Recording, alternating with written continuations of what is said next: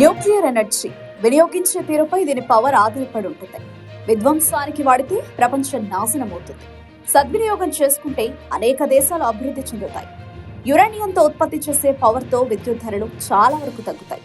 ఈ క్రమంలో ప్రధాని మోదీ ఇటీవల ప్రైవేట్ సంస్థలకు న్యూక్లియర్ విద్యుత్ ఉత్పత్తిలో భాగస్వామ్యం అందించే నిర్ణయం తీసుకున్నారు.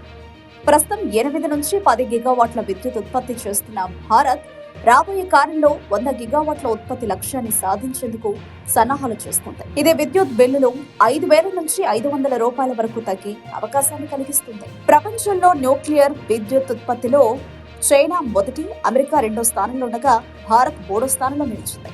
యురేనియం సమృద్ధితో భారత్ ప్రైవేటు సంస్థల భాగస్వామ్యంతో ఈ శక్తిని మరింత విశాలపరిచే అవకాశాలున్నాయి. అమెరికా, కెనడా వంటి దేశాల సంస్థలు భారత్లో పెట్టుబడులు పెడితే స్థాయి మరింత పెరుగుతుందని భావిస్తున్నారు. ప్రైవేటీకరణతో న్యూక్లియర్ ఉత్పత్తి పెరిగితే విద్యుత్ తీవ్రంగా సరఫరా అవడం వల్ల పాకిస్తాన్కు భయాందోళనలు ఏర్పడతాయని నిపుణులు భావిస్తున్నారు. ఇంతకుముందు న్యూక్లియర్ భూగర్భ సాంకేతికతపై భారత్ పెరిగిన అసలు శక్తిని చూసి చైనా కూడా ఈ వ్యూహంతో ఇబ్బంది పడుతుందని అంచనా. ఈ కొత్త ప్రణాళిక భారత్కు భద్రత, ఆర్థిక వృద్ధికి విప్లవాత్మక మార్గదర్శకంగా నిలుస్తుంది.